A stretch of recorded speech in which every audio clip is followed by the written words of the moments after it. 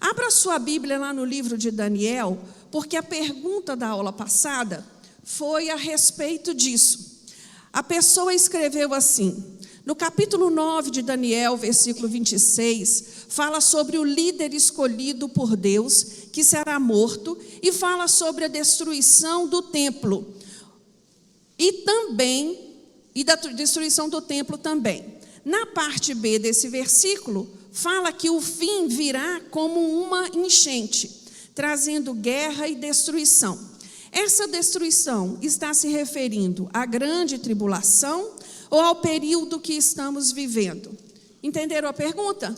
Então vamos lá no capítulo 9, do versículo 26. Versículo 26. Depois das 62 semanas, será cortado o ungido e não será mais. É um líder que vai ser morto? Quem é o ungido? Jesus. Nós temos que ter muito cuidado com essa Bíblia da linguagem atual. Porque não é apenas um líder. É um ungido. Jesus. Está em letra maiúscula na minha Bíblia. A sua também está? Será cortado o ungido e não será mais. E o povo do príncipe que há de vir destruirá a cidade e o santuário. Esta profecia, ela acontece no ano de 70 da era cristã. 70 depois de Cristo. Quem é que é esse príncipe? Tito. Ele vem e destrói o templo e Jerusalém. Ele usa, na minha versão, ele vai falar que foi como uma inundação.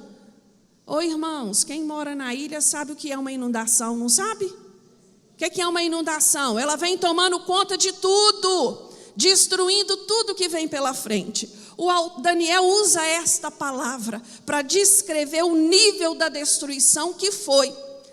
A terra dos judeus, Jerusalém foi destruída, foi assolada no ano de 70 depois de Cristo. Aí ele continua, o seu fim será como uma inundação, até o fim haverá guerra. Até o fim é uma expressão usada para distinguir o nosso tempo, o momento em que nós estamos vivendo. Não é? E aqui ele vai dizer, haverá guerra e estão determinadas desolações. Nós vimos na aula passada as 70 semanas de Daniel. Me ajuda aí. Não, essa. Eu quero vê-la aqui também, Júnior, por favor. Nós vimos as 70 semanas de Daniel e foi explicado a nós que estas 70 semanas, elas são, que Daniel, foi revelada a Daniel, elas são a coluna do edifício. A Daniel foi mostrado um todo. E a João, lá na ilha de Patmos, foi mostrado os detalhes. É tão importante nós entendermos esta estrutura da visão de Daniel, para nós entrarmos nos eventos finais e você ir entendendo um por um. Nestas 70 semanas, qual é o momento em que nós estamos vivendo? O intervalo da 69ª semana à 70ª. Nós estamos aqui neste tempo, até o fim. Neste tempo que nós nos encontramos, a era da igreja, quem inaugurou a igreja, irmãos? Jesus. Jesus inaugurou a igreja, ele estabeleceu a igreja. Lá em Atos 1, Atos 2, nós vamos ver o Espírito Santo capacitando esta igreja. No capítulo 4, nós vamos ver estes homens e mulheres proclamando o evangelho com poder e graça, revestidos pelo Espírito Santo. Então, nós estamos neste momento aqui, era da igreja, era da graça. Neste período, a história de Israel está suspensa. Mas nós não podemos pensar que o Senhor esqueceu de Israel, porque todos os pactos estabelecidos ao povo de Israel serão cumpridos. Então, enquanto a igreja estiver na terra, Quem está sendo tratado, quem está sendo cuidado é a igreja. É a igreja. Então, por que nós temos tanta certeza disso? Quando olhamos para a Bíblia, todas as promessas feitas têm sido cumpridas uma a uma, não tem? Eu acho lindo lá em Gênesis, no capítulo 15, se eu não estou enganada, Deus vai falar com Abraão que a descendência dele iria peregrinar pela terra, que a descendência dele iria ser escrava em terra estranha, e que a descendência dele ficaria lá 400 anos. 400 anos. Havia um propósito de Deus. Isso aconteceu ou não, irmãos? Aconteceu. Durante esses 400 anos do povo de Deus ali, eles foram guardados e protegidos por aquela nação. E foram multiplicando, e foram multiplicando. Quando Jacó chega no Egito com seus filhos, era uma família grande. Quando ele sai, ele era uma nação. Então, nós vamos entendendo na Bíblia que todas as promessas que o Senhor fez, elas têm sido cumpridas paulatinamente. Não tem ficado uma. Então, nós não temos dúvidas sobre a volta de Jesus. Nós não temos dúvidas de como isto vai acontecer. É lógico, irmãos, que existem detalhes que nós não conhecemos, porque a própria Bíblia vai dizer isso a nós. Mas, estudando a palavra de Deus, nós entendemos que os principais acontecimentos escatológicos, eles seguirão uma ordem. Como nós vimos nas 70 semanas, nós estamos no período da igreja. Logo a seguir o período da igreja, vem o arrebatamento.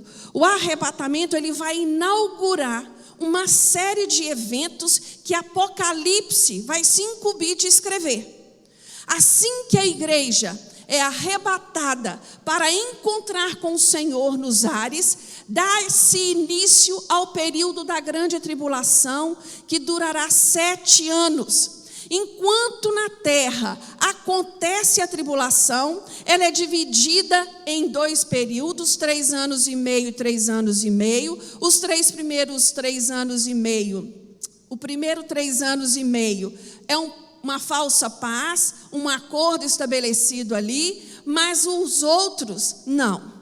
Os outros vão ser de duro acontecimentos, e nós vamos estudar um por um no decorrer das aulas.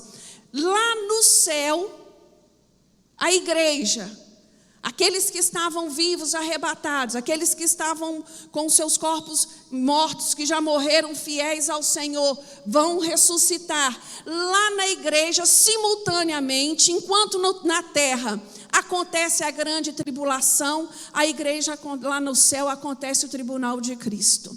O tribunal de Cristo é para julgar seus pecados, irmãos? Não, o tribunal de Cristo é para dar o galardão a cada um segundo as suas obras. Após o tribunal de Cristo vem as bodas do Cordeiro. Após os 7 anos, Jesus vem em glória, acompanhado de quem? Dos anjos e dos santos. Ah, que coisa linda. Irmãos, no arrebatamento, o mundo não vai perceber, o mundo não vai participar do arrebatamento. Ele só vai notar depois que aconteceu, depois do caos instalado nessa terra, onde desaparecerão milhares e milhares de pessoas. Aí sim vai se entender o que está acontecendo na terra. E quem vai explicar isso? O crente que não foi. O crente que não subiu, o crente que não estava com as suas vestes limpas, o crente que não tinha a sua lamparina acesa. Ah, irmãos, isso é muito sério. Por isso é tão importante estudarmos esses eventos, né? Termos esse entendimento, mais do que nunca no mundo atual. O mundo de hoje está apaixonado pelo mundo. Você concorda comigo? Nós estamos assim, apaixonados pelo mundo. Nós queremos tudo que o mundo oferece. E, irmãos, eu não vou isentar a igreja disso, porque tem muito cristão deixando de estar na igreja para ir para a academia no domingo de manhã, para fazer um passeio no parque com a família no domingo de manhã, para usufruir da sua casa linda no domingo de manhã. Quando nós abordamos estes assuntos, é para despertar você e eu.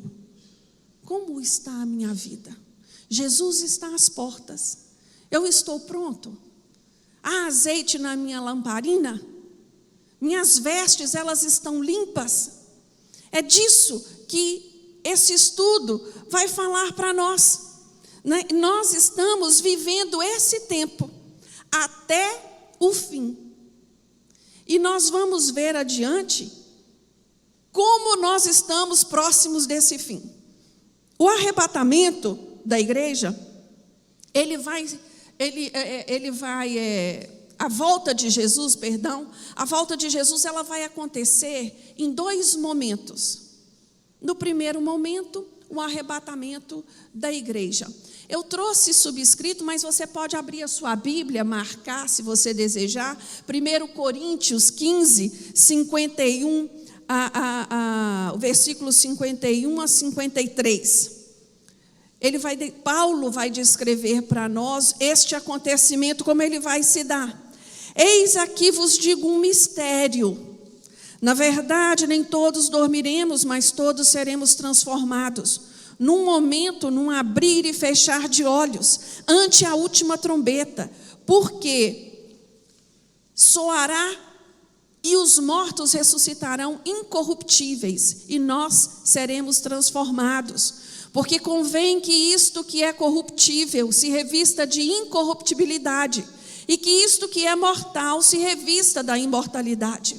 E quando isto que é corruptível se revestir da incorruptibilidade, e isto que é mortal se revestir da imortalidade, então cumprir-se-á a palavra que está escrita: tragada foi a morte na vitória. Aleluias. 1 Tessalonicenses, capítulo 4, a partir do versículo 13, vai nos dizer assim: não quero, pois, irmãos, que sejais ignorantes acerca dos que já dormem, para que não vos entristeçais como os demais, que não têm esperança. Porque se cremos que Jesus morreu e ressuscitou, assim também aos que em Jesus dormem, Deus os tornará a trazer com ele. Dizemos-vos, pois, isto pela palavra do Senhor, que nós, os que ficarmos vivos para a vinda do Senhor, não precederemos os que dormem. Então quer dizer que tem uma ordem aí de chamada, não é? Primeiro ressuscitam os corpos que foram enterrados. Seus espíritos terão um encontro. Depois nós que estamos vivos, por que eu falo nós? Porque Jesus está prestes. Por isso, e eu espero em Deus que eu seja arrebatada também. Porque o mesmo Senhor descerá do céu com alarido, e com voz de arcanjo, e com a trombeta de Deus, e os que morreram em Cristo ressuscitarão primeiro. Depois nós, os que ficarmos vivos, seremos arrebatados juntamente com eles nas nuvens, a encontrar com o Senhor nos ares, e assim estaremos sempre com o Senhor. Dá um glória aí, meu irmão. Essa é a nossa esperança. Essa é a nossa esperança. Todos os dias, nossa fé é renovada nessa esperança, que Jesus vai nos chamar, que nós ouviremos a sua voz, não é? Não é isso que ele diz? Com alarido, com voz de arcanjo, com a trombeta de Deus. Só nós, os fiéis ao Senhor, tanto os vivos quanto mortos, ouvirão o chamado do Senhor para este encontro nas nuvens. A volta de Jesus, irmãos, ela é a esperança que nos anima, que nos renova, que nos fortalece, até mesmo nas horas mais difíceis e escuras da vida. É essa certeza da eternidade que tira os nossos olhos dessas coisas tão perecíveis e botamos na eternidade com o Pai. Sofremos às vezes por perdas. Nós somos humanos e frágeis, mas quando nós temos a compreensão do que está reservado para nós, a gente se levanta, a gente se junta e pensa: o que é isso diante de tudo que Deus tem preparado para nós? Então, nós temos que nos empenhar até o fim. Até o fim. Essa semana nós estávamos estudando um texto sobre Uzias. E é lindo olhar para aquela história como exemplo para a vida do crente. Uzias começa muito bem, mas termina muito mal. Então não é só como eu começo, cheio de gás, cheio de vontade. Não, é como eu termino também. A minha caminhada cristã, ela tem que ter início, meio e fim. Eu tenho que buscar de Deus estabilidade para perseverar em aguardar o Senhor me chamar. Às vezes nós pensamos: está muito longe, eu ainda vou fazer muita coisa primeiro. Mas nós não temos tempo não, irmão, porque ninguém sabe. Jesus pode voltar a qualquer instante, ou Ele pode te chamar a qualquer instante. E isso é algo assim, tão rápido, tão instantâneo. Ninguém programa em ficar doente. Ninguém planeja sofrer um acidente. Ninguém se organiza para morrer. Nós somos tomados de súbito com essas notícias. Por isso, nós temos que estar sempre prontos para receber esta chamada, não é? Para ouvir esse toque de reunir com o Senhor e fazermos parte deste encontro que será nas nuvens, em nome de Jesus. Segundo as Escrituras, nós buscamos responder, trazer à luz alguns motivos por que Jesus voltará. Nós sabemos que existem várias doutrinas aí, várias teorias, teológicas, que ensinam inúmeras coisas, mas na luz da Bíblia, por que Jesus vai voltar para buscar a sua igreja? Não foi isso que aqueles anjos disseram aos homens quando Jesus estava ali para ser ascendido aos céus? Por que vocês estão olhando assim? Eu imagino a tristeza no coração daqueles homens e o susto, e aqueles dois anjos vêm consolá-los. Do mesmo jeito que ele está indo, ele vai voltar. Então, conforte o seu coração. Jesus, ele vai voltar primeiro para buscar a sua igreja. É o que nos diz João 14:3. E se eu for e vos preparar lugar, virei outra vez e vos levarei para mim mesmo, para que onde eu estou, estejais vós também. Ele vai voltar para consumar a salvação dos seus. E fazer isto conhecendo o tempo. Já é hora de despertarmos do sono, porque a nossa salvação está agora mais perto do que quando aceitamos a fé. Isso não é verdade, irmãos? Cada dia que passa, está mais perto o nosso encontro com Jesus. E é isso que Romanos 13:11 vai nos dizer. A palavra de Deus nos fala que Ele vai voltar para glorificar os seus, reconhecer publicamente os seus, prender Satanás, recompensar a todos, pois o Filho do Homem virá na glória de seu Pai com os seus anjos e então recompensará cada um de acordo com as suas obras. No tribunal de Cristo, na hora que o Senhor for apresentado diante dele, a obra de cada um de nós passará pelo fogo. E ali nós receberemos o nosso galardão. Aquilo que eu fiz, aquilo que você fez, em nome da igreja, em nome de Jesus. Cada um de nós, de acordo com a sua obra, ser glorificado nos seus, segundo Tessalonicenses 1:10, ser admirado pelos seus, revelar mistérios que ora tanto nos intrigam. Não foi isso que Paulo nos disse lá em 1 Coríntios? mistérios, ainda nós não temos tudo, né? Mas 1 Coríntios 4:5 nos diz assim: olha, portanto, nada julgueis antes do tempo, até que o Senhor venha, o qual também trará à luz as coisas ocultas e manifestará os desígnios dos corações. Então cada um receberá de Deus o seu louvor. Esta é a ordem dos eventos. Até aqui o arrebatamento. O arrebatamento ele vai inaugurar. Mas abre a sua Bíblia no livro de Mateus, no capítulo 24. Mateus capítulo 24 tem o título do sermão profético, o princípio das dores. Jesus está ali com seus discípulos no templo. E eles estão admirados com aquela construção, com aquilo que eles viram ali.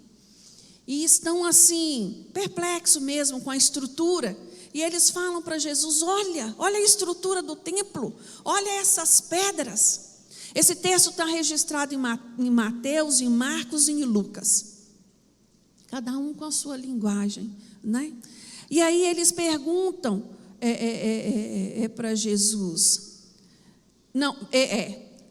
Jesus, eles falam com Jesus, né, sobre aquilo tudo. Aí Jesus vai e lhes faz uma pergunta: não vedes, versículo 2 do capítulo 24, não vedes tudo isto? Em verdade vos digo que não ficará aqui pedra sobre pedra que não seja derrubada. Esta profecia acontece quando, irmãos? Vamos lá, alunos de EBD. 70 depois de Cristo, não é? E estando ele assentado no Monte das Oliveiras, os discípulos em particular lhe pediram: dize-nos quando acontecerão estas coisas, e que sinal haverá da tua vinda e do fim dos tempos. Nós vemos aí 3 perguntas distintas, não é?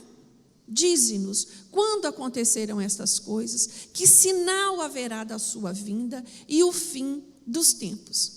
Então, nós vamos estudar agora alguns sinais que Jesus relatou aqui, né, que ele deixou claro para chamar a minha atenção e a sua, que nós deveríamos estar atentos, né, porque estes sinais existem, porque está aí acontecendo, e é muito importante que eu e você tenhamos entendimento que estes sinais, desde que o mundo é mundo, ele existe. Só que a maneira como ele é apresentado é que vai nos chamar, né, a atenção. A palavra de Deus nos diz que os sinais serão em cima no céu, embaixo da terra, na vida religiosa, social e moral dos povos, sinais entre o povo judeu, sinais na política mundial e sinais entre o povo de Deus. Sinais entre o povo de Deus. Então nós encontramos sinais, eles querem dizer o quê? Fatos, preditos e que aconteceram, né? Não são histórias fictícias, são sinais, fenômenos previstos por Jesus e que verdadeiramente têm acontecido na consumação dos séculos, né? A cada século nós vamos vendo uma intensificação de tudo o que está predito por Jesus. E no capítulo 24, no versículo 8, ele vai dizer assim: olha, todas estas coisas, que nós vamos ver uma a uma, né, são o princípio das dores. O princípio das dores. Há um autor que ele escreveu um livro chamado Contagem Regressiva para o Juízo Final. Ele chama Hal Lindsey.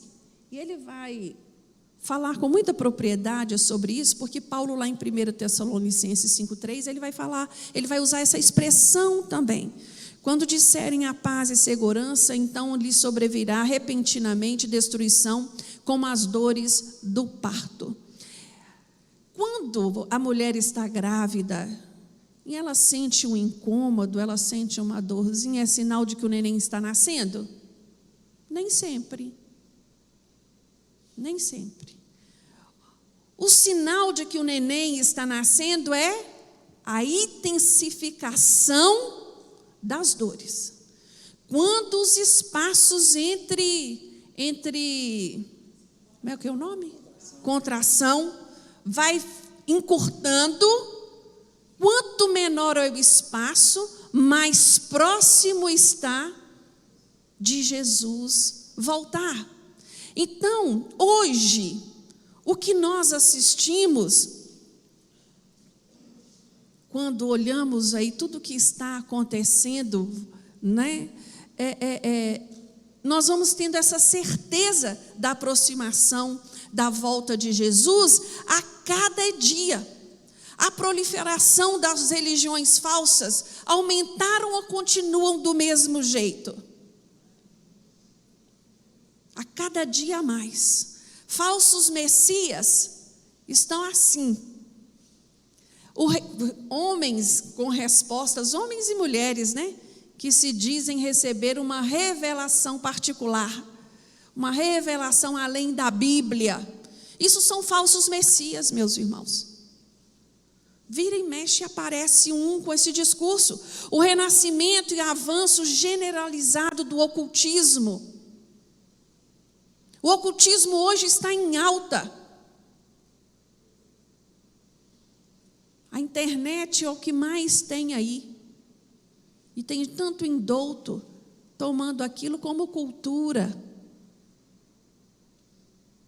Toma cuidado, muito cuidado. Sinais naturais e físicos.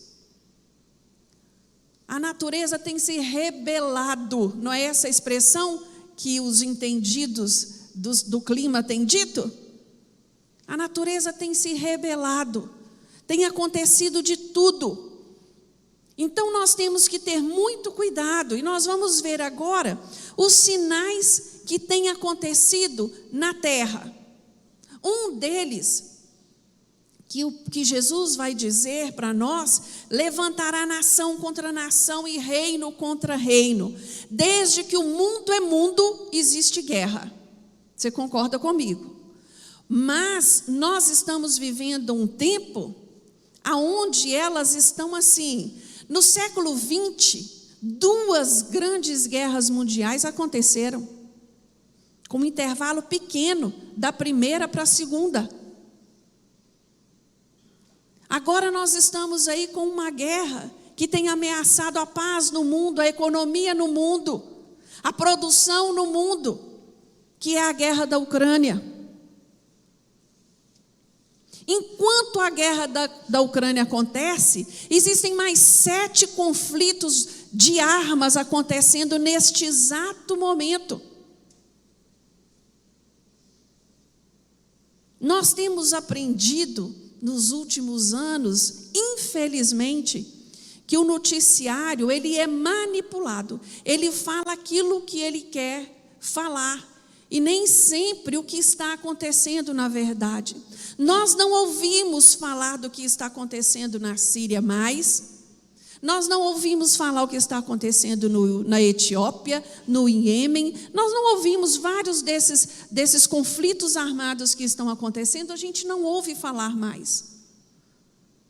Mas ele não deixou de existir. Tem homens lutando contra homens, tem catástrofes naturais acontecendo de uma maneira desmedida. Nós, valadarenses, somos testemunha ocular destas catástrofes.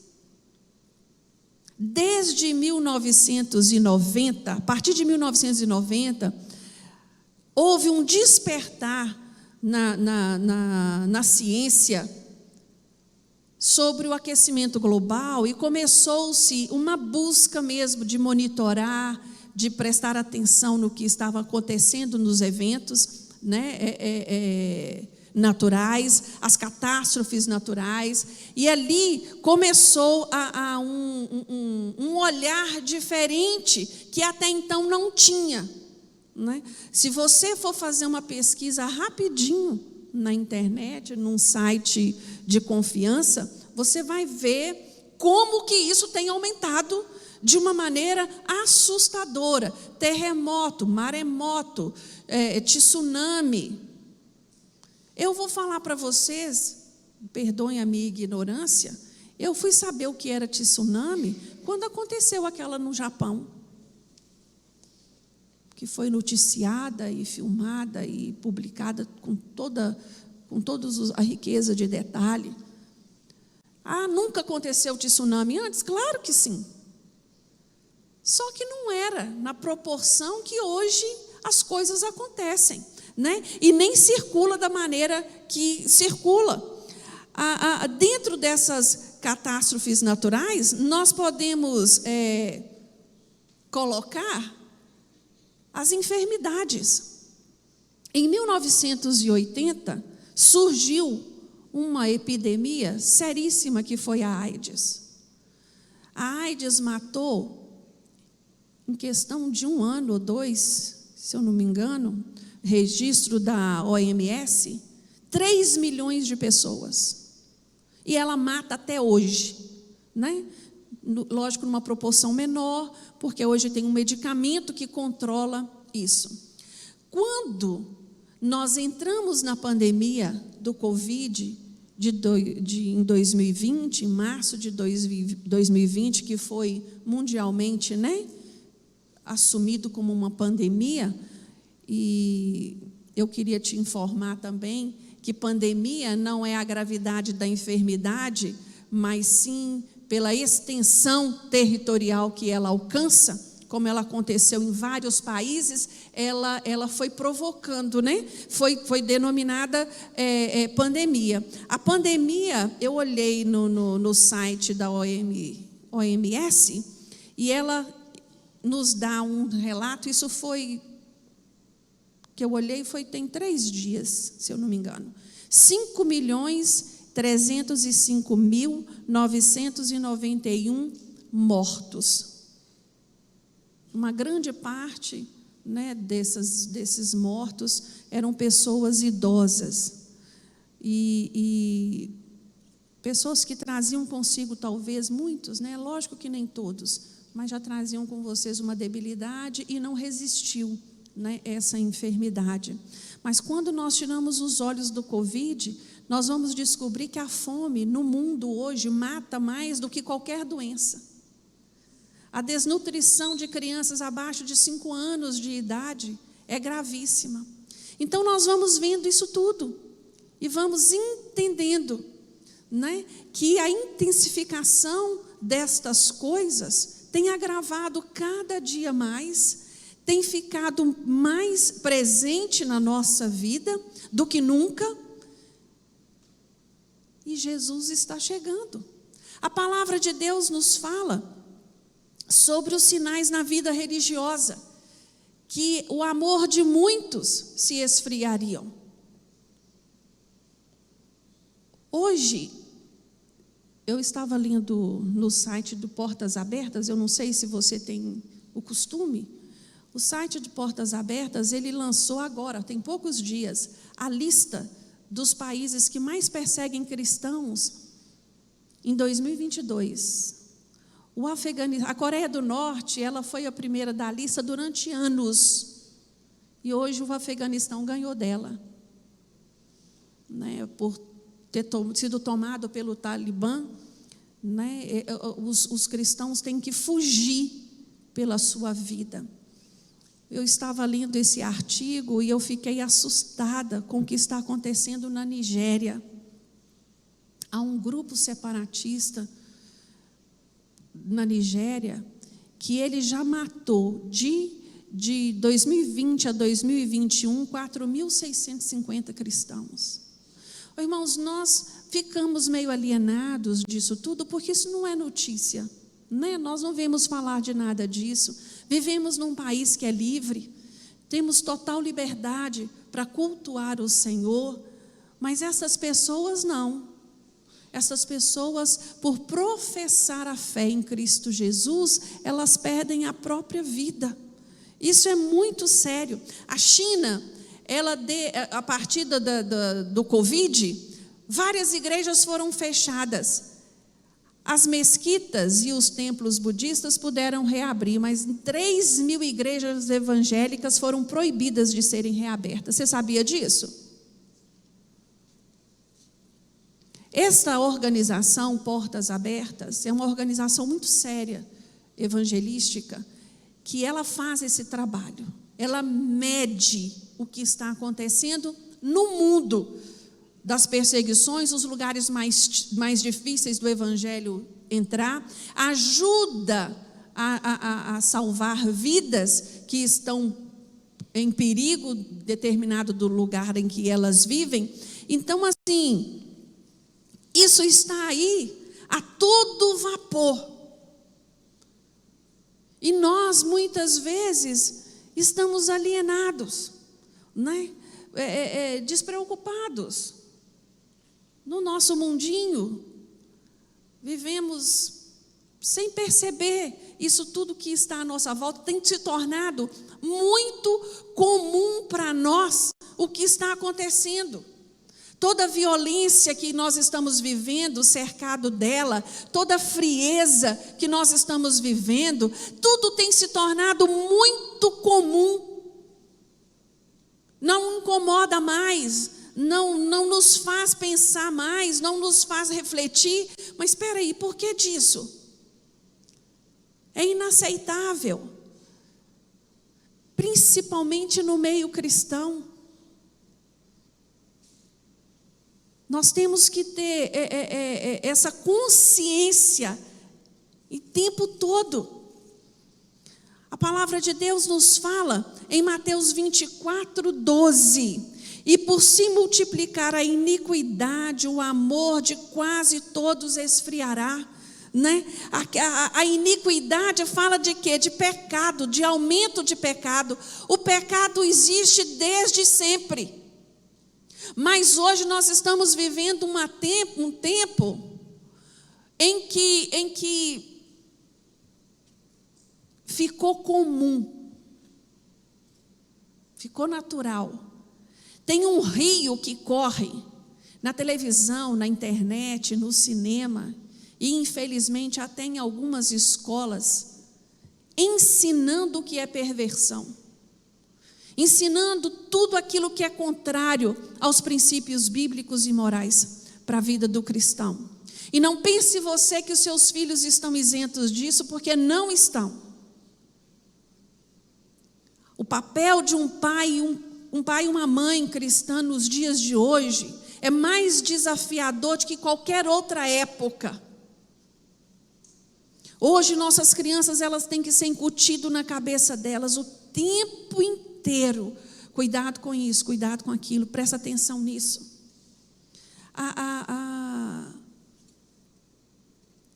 Essa questão do pecado, da natureza humana, da maneira como ela está exposta para os dias de hoje, chega a ser nojento, até para quem não é crente. Para quem preza pela sua família, pelos seus princípios, né? Hoje nós vivemos a acentuação do pecado hoje, ela está tão grande que hoje se inverteu. Quando você fala de pecado, você é o quê? Retrógrada. Você é um retrógrado. Você é um ultrapassado. Por que é pecado? Por que a igreja insiste em dizer que certas práticas são pecado? A Bíblia, levantou-se há pouco tempo uma pessoa dizendo que a Bíblia tinha que ser reeditada para os tempos de hoje, que ela teria que ser adaptada para os dias de hoje. E tem muito crente pensando assim, irmãos, alienado. A Bíblia em nenhum momento ela fala que nós devemos odiar o pecador, pelo contrário, nós devemos amar o pecador, mas odiar quem? O pecado. Nós devemos atrair os pecadores, nós todos somos pecadores, redimidos e justificados por Jesus. E essa intensificação do pecado, ela tem tomado direções que eu penso que ninguém nunca imaginou. Se Sodoma e Gomorra estivesse aí, eles teriam vergonha de nós. Eles teriam vergonha. Crente que é crente não brinca de ser crente. Sabe por quê?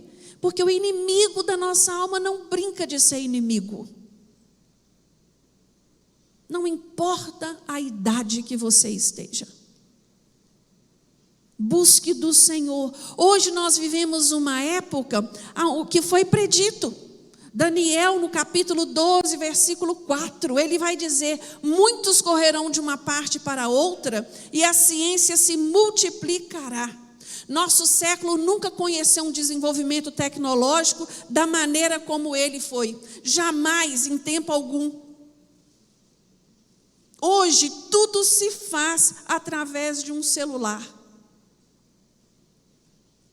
Eu estava dando aula um dia desse atrás no curso de teologia, e eu estava comentando com os alunos que quando lançaram uma máquina fotográfica, não sei se você se lembra, ela era pequenininha, mas você via a foto. Era uma máquina digital. Você podia ver antes de clicar se a pose estava boa e tudo. Eu ganhei essa máquina de presente do meu irmão. Eu tenho um irmão que ele é super tecnológico, tudo que é novo assim atrai. E ele me deu essa máquina. Gente, eu fiquei apaixonada com a máquina.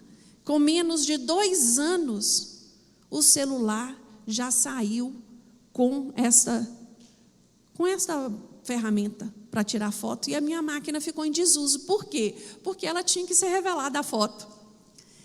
E aqui a gente vai vendo os mais velhos, a evolução de tantas tecnologias, que quando inaugurou, criou um espanto para nós, criou algo assim maravilhoso, e questão de tempo. Essa geração não sabe o que é isso, porque a cada ano sai um celular melhor do que o do outro, do que o ano anterior. E assim nós estamos vivendo nessa evolução e nessa insatisfação, porque é lindo quando Daniel vai prever isso. Ele fala: muitos correrão de uma parte para outra. As pessoas têm imigrado, as pessoas têm saído das suas cidades, dos seus países, buscando outras coisas em outros lugares, que elas poderiam ter aqui, se esforçassem um pouco mais. Abrem mão da família, abrem mão do convívio, abrem mão de talvez nunca mais ver um ente querido, porque escolheu, Valadares, por exemplo, escolheu, a grande parte aqui, escolheu viver nos Estados Unidos. Minha mãe tem tinha uma funcionária boa de serviço, que resolveu ir para os Estados Unidos com a família, o marido e as 2 filhas. Fizeram esse caminho ilegal. Quando chegaram lá nos Estados Unidos, o marido dela, ele era vaqueiro. Há 12 anos ele trabalhava na mesma fazenda. Ele entrou em depressão. Ele não dava conta da mudança trágica que a vida levou. E ela sozinha, e ela sempre ligando para minha mãe: Dona Irene, ora por mim, me ajuda, eu não sei o que eu vou fazer. E não tem escolha de voltar. Penhorou a casa, vai voltar para onde? Não pensou, né? Não ponderou, não pesou. E assim estão vivendo muitos, insatisfeitos, de um lado para o outro. Se eu morasse na beira da praia, eu ia ser feliz. Se eu morasse no mato, eu ia ser feliz. Se eu morasse, meu irmão, seja feliz aonde o Senhor te plantou. Dê fruto aonde o Senhor te plantou. Presta atenção nessa insatisfação da alma. Toma muito cuidado. Estes sinais são sinais de uma vida que se preocupa apenas com o material. Né? Os sinais da vida moral, a palavra de Deus nos fala em Lucas 17, 28, como também aconteceu nos dias de Ló: comiam, bebiam, compravam, vendiam, plantavam e edificavam. O capítulo 19 de Gênesis vai dizer o que aconteceu na cidade que Ló vivia. A vida moral daquela época era deprimente. E nós conseguimos superar isso. Nós conseguimos colocar isso no bolso. A sociedade do dia de hoje. Tudo em prol da liberdade. A liberdade do sexo, a liberdade de pecar, né? Só que ninguém fala para você que você, quando vai por esse caminho, a última coisa que você vai ser é livre. A última coisa que um viciado é livre. Ele é prisioneiro do seu vício. Livre é aquele que olha para a droga, para a prostituição, seja lá qual que seja o pecado, e ele sabe dizer não. Eu não faço, a minha escolha não é essa. Esse é verdadeiramente livre, porque ele consegue se posicionar diante da situação a qual ele está vivendo.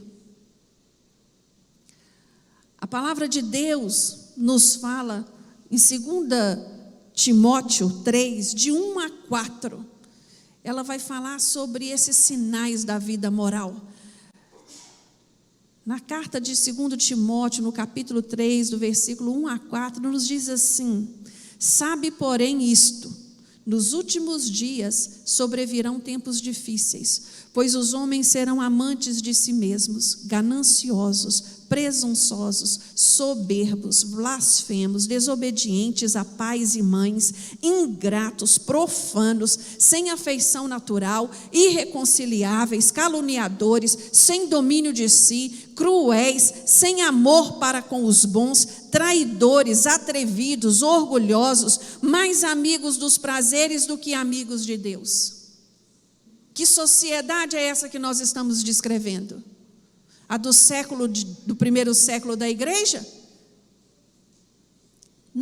É um raio-x do homem hoje. Isso é muito sério. E a Bíblia, eu amo a Bíblia. Eu estava conversando sexta-feira com um irmão e nós estávamos nos deleitando a respeito da Bíblia, porque a Bíblia ela não poupa ninguém. Ela aponta defeito, ela aponta qualidade, e ela fala para mim e para você, não existe desculpa para você não. É possível sim andar em santidade, é possível sim servir a Deus, apesar deste mundo como se encontra.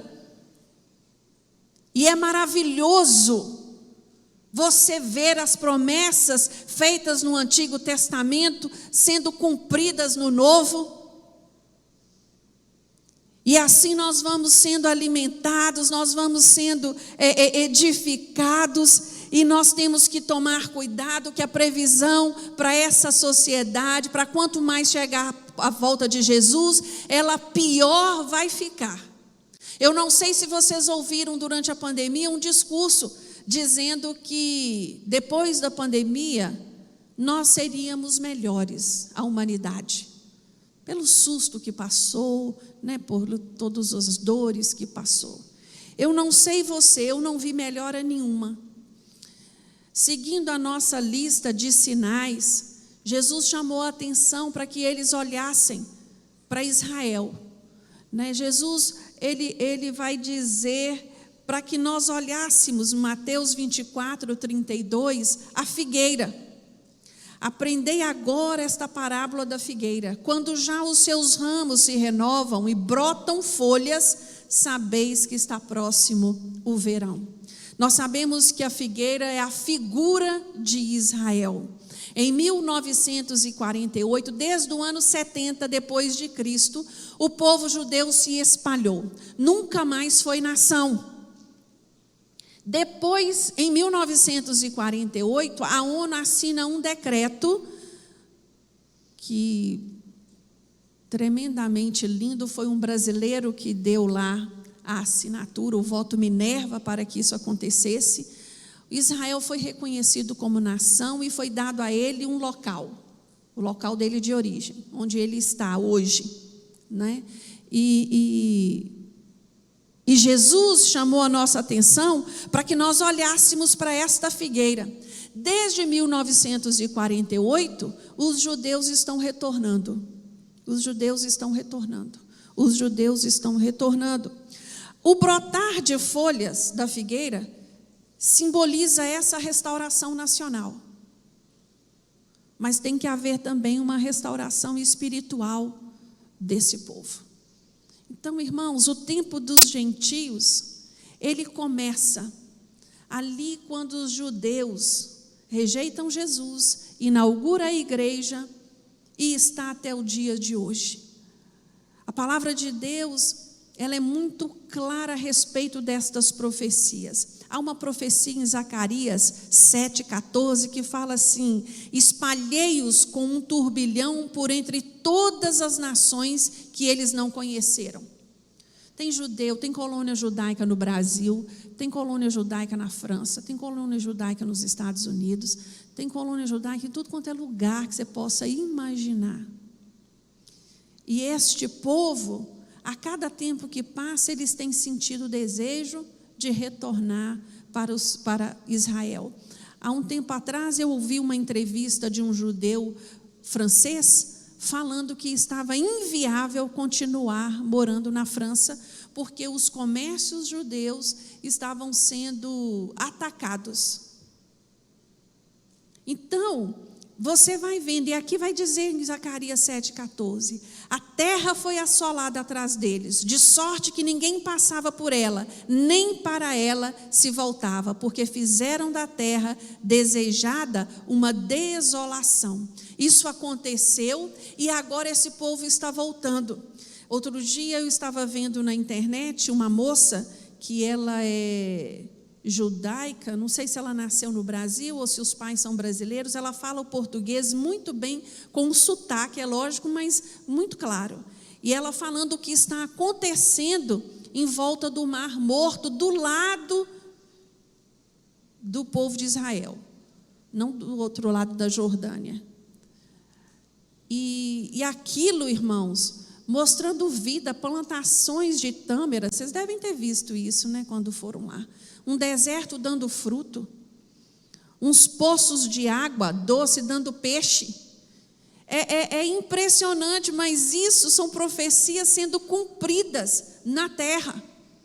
Para chamar a minha atenção e a sua, nós não podemos desviar os nossos olhos de Israel nem um instante do que está acontecendo ali. Nenhum momento. Por quê? Porque ele é o termômetro para nós, né? E tudo está aí em torno.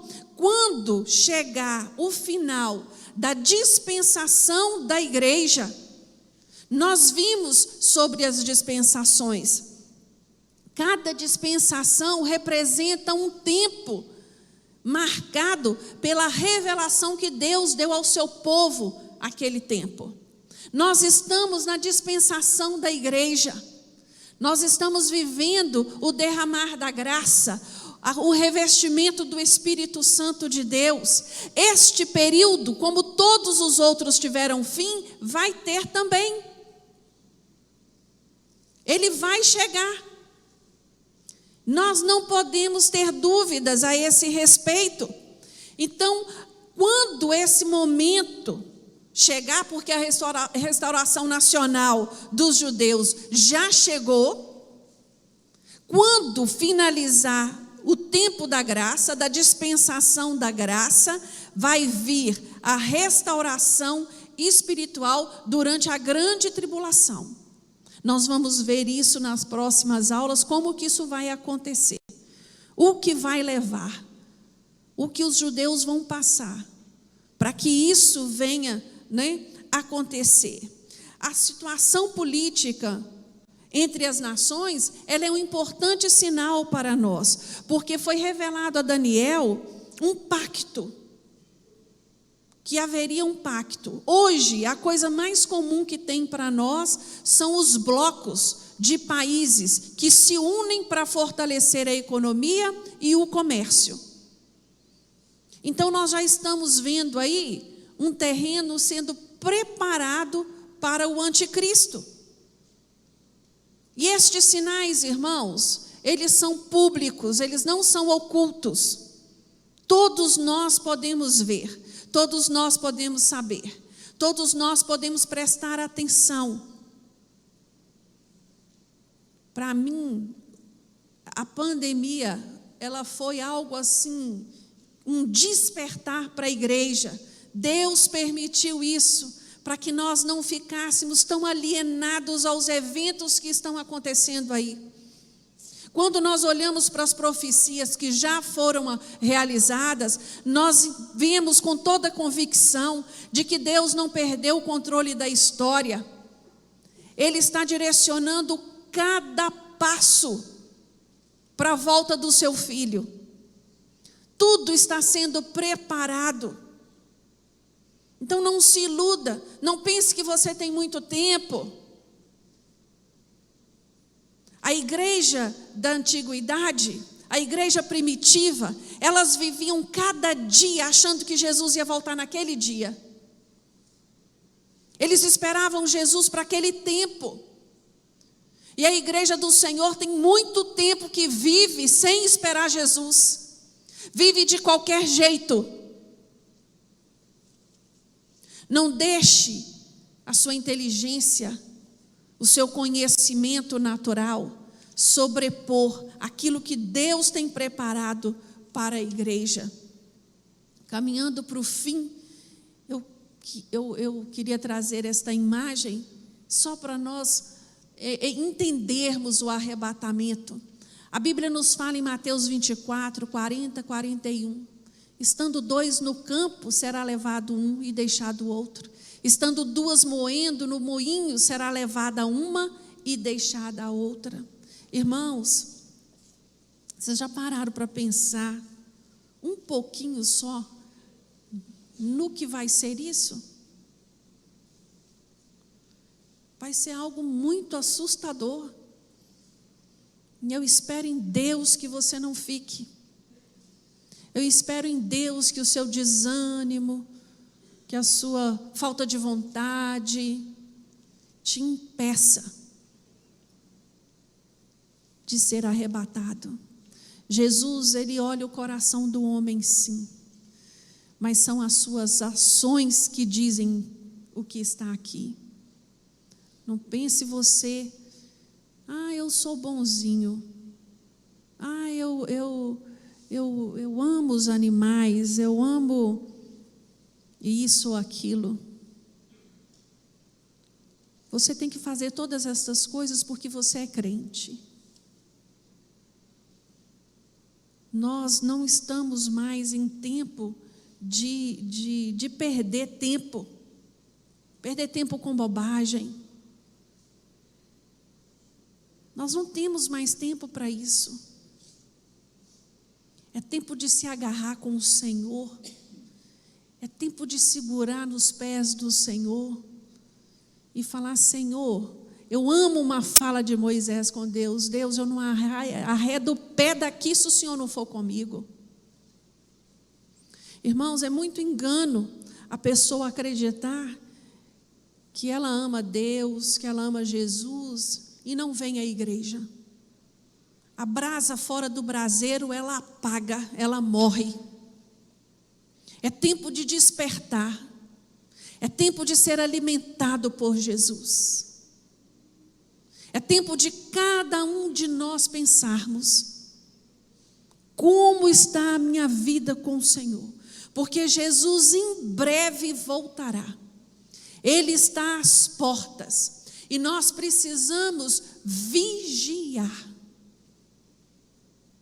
Jovens e adolescentes, vigiem. Pais e mães, vigiem. Avós, vigiem. A palavra de Deus fala que os mais velhos ensinam os mais novos. Sejam idosos prudentes, que tenham palavra boa para aconselhar os netos, para admoestar, para dizer: você está fazendo falta, cuidado. Ai, é tão bonitinho ela pequenininha fazer aquelas dancinhas de TikTok. É nojento. Não é bonitinho. Hoje você vai dar risada, mas amanhã você vai chorar. O mal a gente corta é pela raiz. É pela raiz. E papel de pai e mãe. Hoje é dia dos pais. Olha que dia tão especial. Papel de pai é ser exemplo. Não é só falar e só brigar. Ele dá exemplo. Ele dá exemplo nas suas ações. Ele dá exemplo no seu comportar. Ele dá exemplo no seu falar. É tempo de vigiar, porque a hora vem. Nós não sabemos quando. Nenhum de nós, nenhum pastor, ninguém pode dizer para você que Jesus vai voltar dia tal, hora tal, no ano tal. Nós não sabemos. Essa informação não foi nos dada. Mas nós sabemos que o que precede a este dia está claro na Bíblia para quem quer estudar, para quem quer ouvir a voz do Senhor. Queria fazer uma colocação, está Mateus 24, né? Logo depois no 32 dizer: aprendei, pois, a parábola da figueira, que significa Israel, quando já os seus ramos se renovam e as folhas brotam, sabei que está próximo o verão. No 34 diz: em verdade vos digo que não passará essa geração sem que tudo isso aconteça. Ou seja, Israel se tornou nação em 1948. Então, não passará essa geração. A questão é quando é essa questão da geração, né? Quantos anos significa isso? Mas nós sabemos que aqueles que viram Israel se tornar nação novamente, é a geração que vai ver a volta de Jesus. Isso nós precisamos. Então está muito próximo, porque 1948, vamos começar a fazer conta, né? Se você, a princípio eles fizeram conta de 40 anos, porque uma geração morreu lá em Israel, morreu no deserto com 40 anos, aí fizeram 1948, 1988, vai ser no máximo 1988, tanto é que muitos cristãos falavam isso, né?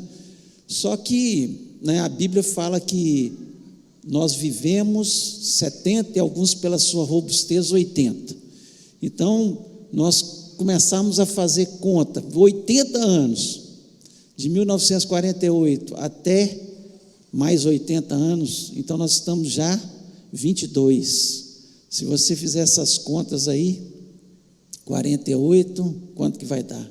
Então nós estamos próximos à volta de Jesus, não sabemos o dia nem a hora, sabemos que os sinais, eles se mostram cada vez mais, né? E outra coisa também que eu queria colocar, no versículo 40 e 41, diz o seguinte: estarão dois no campo, um será tomado e deixado o outro, duas estarão trabalhando numa moinha, uma será tomada e deixada a outra. Ou seja, mostrando assim, gente próximo. Então marido vai, esposa fica, pai vai, filho fica, pai não leva filho, né? Não adianta o filho achar: meu pai é crente, você tem que ser crente também. Não adianta, né, o marido achar que a mulher, não, minha mulher é muito crente, a mulher vai e você fica, e vice-versa, né? Então nós temos que estar atentos para essas questões. Jesus está muito próximo à volta dele, nós temos que estar preparados, nós temos que estar com a nossa vida no altar, santificada, porque ele é muito claro naquilo que ele fala. E quando ele fala na parábola das 10 virgens, virgem é crente, são os crentes, são 10 virgens, só que 5 estavam com azeite na sua lâmpada, e 5 não estavam, mostrando que boa parte daqueles pelo que menos são 50%, crentes, 50%, Jesus colocando aí, em torno de 50% ele coloca, de crentes vão ficar para a grande tribulação. E é muito triste, gente que não está levando Jesus a sério, fala que Eu sou da Igreja Batista Moriá, eu sou da Presbiteriana, eu sou da Assembleia, mas não é de Jesus. Isso não é muito o triste. Coração completamente de Jesus. Não é só a igreja. Não é a igreja. É você com Deus. É individual. É cada um. Amém. Obrigada, pastor. Irmãos, eu queria só finalizar dizendo a você que se você tiver alguma pergunta que você queira escrever e entregar a mim ou pastor no final do culto, será muito bem-vindo e será muito bom, tá? A participação de vocês. Vamos ficar de pé? Eu penso que de tudo que foi dito aqui, na próxima aula nós vamos estar estudando o início da grande tribulação, o tribunal de Cristo, a bodas do Cordeiro. Não falte, esses assuntos eles têm uma sequência e é bom você ter assistido o anterior para poder, acompanhar. De tudo que foi dito aqui hoje, nessa manhã, eu queria te convidar a colocar a mão no seu coração e falar com o Senhor: Senhor, tem misericórdia de mim.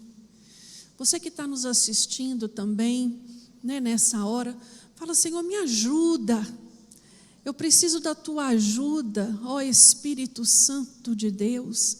Traz renovo sobre a minha vida, traz entendimento, abra os meus olhos espirituais, me tira dessa zona de conforto, desse comodismo que tem me impedido de continuar. Ah, Deus, dá um despertar, que é só o Senhor que pode dar. Senhor, meu Deus, nós aqui reunidos como igreja do Senhor, nós clamamos nesta manhã, meu Deus, pela tua misericórdia sobre as nossas vidas. Ajuda-nos, Senhor, quanto cristãos. Meu Deus, que o nosso testemunhar possa exalar o bom perfume de Cristo, que nas nossas lâmpadas possam estar cheias de azeite, que as nossas vestes não tenham nenhuma mácula, nenhuma amassadura. Meu Deus, que estejamos prontos para ouvir a tua voz quando o Senhor nos chamar ali nos ares. Ah, Deus, como a minha alma anseia por este encontro. Maranata, ora vem, Senhor Jesus. É esse o desejo do nosso coração. E nesta manhã, reunidos aqui, nós queremos dizer ao Senhor: Senhor, nos ajuda nesta caminhada. Não queremos só começar bem, mas queremos terminar bem. Não queremos fazer parte deste grupo das 5 virgens que displicentemente esqueceram de renovar o azeite nas suas lâmpadas. Meu Deus, nos dê entendimento deste momento que estamos vivendo. Não é tempo de perder tempo, não é tempo de brincar de ser crente, é tempo de lavar as nossas vestes diariamente no sangue de Jesus. É tempo de dizer não ao pecado todos os dias da nossa vida. Meu Deus, muito obrigado, porque o Senhor tem levantado uma igreja que te ama. Obrigado, Senhor, porque o Senhor tem fortalecido as famílias, tem dado entendimento do que é servir a Cristo. E nesta hora eu quero pedir em favor, meu Deus, dos homens desta igreja, os pais. Ah, Deus, reveste estes homens com a tua unção sacerdotal. Meu Deus, tem muito homem displicente, acorda, incomoda através de sonhos. Mostra, Senhor, aos teus filhos a importância do tempo em que eles estão vivendo. Meu Deus, é necessário testemunhar Jesus, é necessário falar de Jesus, é necessário viver Jesus no nosso dia a dia. Por isso nós te pedimos, meu Deus, nos ajuda, é o que oramos ao Senhor, no nome de Jesus, amém. Deus